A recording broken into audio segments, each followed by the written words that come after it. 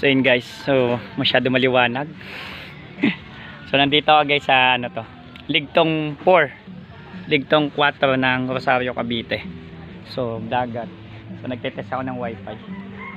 So okay na okay, kahit dito ay malakas na yung signal. So kasi si client ay gumastos pa ng maraming antena, which is ito, isang antena pala yung pinapagana namin, ay mukhang solved na. So yun, so tinetest na lang po ni client. Ayan, si client.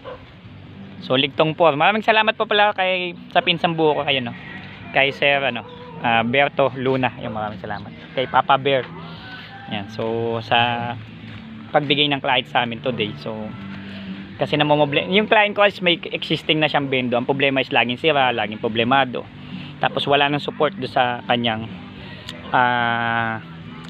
builder. So kami na yung bagong bumili na lang ng bago para walang sakit sa ulo. And then sana magustuhan niya yung setup. Kaya kasi gumamit pa siya ng dalawang antena para lang mapalakas yung bendo, which is sa amin isa lang is solved na. So yun, so okay na okay. Okay po, maraming salamat. Ganda ng beaches nila. Okay, PC magawa mo, don't forget to subscribe.